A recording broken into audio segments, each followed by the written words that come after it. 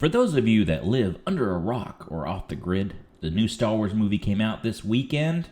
Actually, it came out on Thursday for me. I know you probably heard me bragging about it, but this is a review.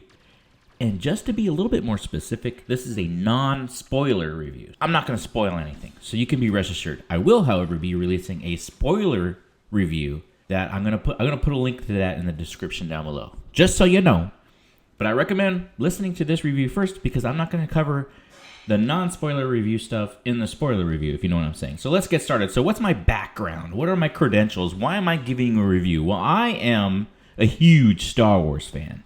I've seen the original Star Wars probably almost 1,000 times. I know I've seen Empire over 1,000 times because I used to watch that thing every day for like 3 or 4 years in a row. Seen it a lot. I'm very picky about Star Wars. I don't recognize the prequels. I think they're garbage. You're probably thinking, if I don't recognize the prequels, how can I be a fan? Well, I'm too much of a fan to recognize the prequels as even a good movie at all. But anyway, let's talk about Star Wars 7. The Force Awakens. J.J. Abrams' attempt at revitalizing the Star Wars universe after the catastrophe known as the prequels. How would I compare this movie to the originals? Well, first of all, I'm not even going to compare it to the prequels because this is on a completely different level.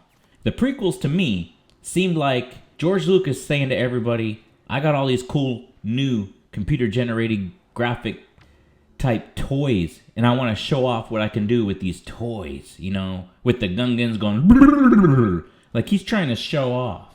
He did that with the special edition of the originals, too. He's trying to show off what he can do with CGI. He's not trying to tell a story. And that seems kind of lame to me. He also tried to fill in a lot of plot holes, and I kind of appreciate that just a little bit, but you know what? I don't really care. The originals are standalone. You don't need the prequels. I wanted the story to be continued because we all know what happened beforehand. It's in the novels. We know what happened. We know what's up. There's backstory that they talk about. I want to know what happens next, and that's why I was really excited about Star Wars 7. But back to what I was saying, how does it compare to the original? Well, here's how I'm going to rank them. Empire Strikes Back is by far the best Star Wars around. I think this is second place. I've been thinking about it. I've seen it 5 times. Yes, I saw it once on Thursday, twice on Friday, once on Saturday, once on Sunday. Seen it 5 times. Today, I'm recording this. It's Monday. I'm kind of sad because this is the first day that I didn't get to see Star Wars since the movie came out. But after seeing it 5 times, I can say with certainty that this is better than the original Star Wars, and it is definitely better than Return of the Jedi. But it's not as good as Empire Strikes Back. What do I like about the movie? The new characters are simply amazing. They did a great job casting, unlike the prequels where they try, Natalie Portman. She's a well-known name. Let's put her in this movie, then people will come see it. No, you don't need to do that. It's freaking Star Wars. Go find some unknown actors whose reputations haven't been molested by the movies they've done. Find these actors and actresses, make sure they know how to act, make sure they're right for the role, and then make a movie. And that's exactly what they did, and these guys are awesome. They are perfect. The old characters, and this is a worry that I had. I was really worried about this. I mean, when you look at Carrie Fisher these days, she's not exactly, the Princess Leia that we remember. Han Solo, he's like, Harrison Ford, he's kind of old, right? Like, is he going to be able to, pull into his actor talents and recreate a character that he last portrayed 30 years ago? Yes. The answer is yes. And I'm only going to talk about Han Solo and Princess Leia because those 2 characters are actually in the trailers. So I feel comfortable about talking about them and not spoiling anything.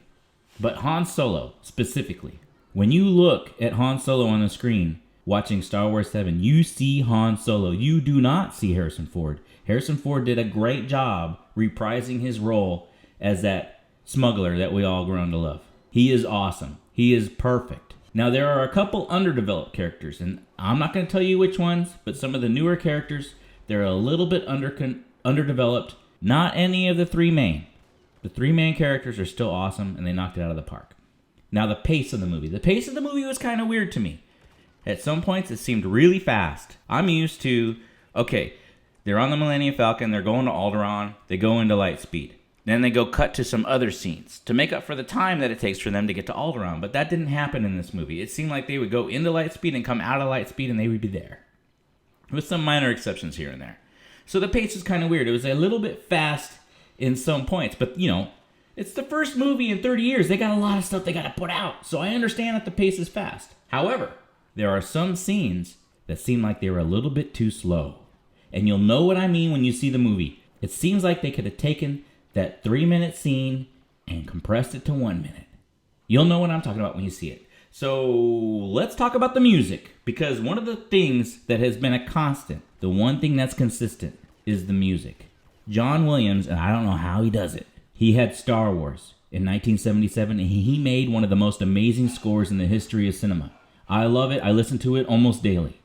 Empire Strikes Back came out, and he added some great things. March of the Empire, the asteroid field. There's some awesome music that was in Empire Strikes Back. Same thing with Return of the Jedi. You have the March of the Ewoks, and you have the Battle of Endor Part 1, 2, and 3, and all these other great tracks that he happened to add. And it's new, refreshing stuff. It's not like the old stuff, just rewritten.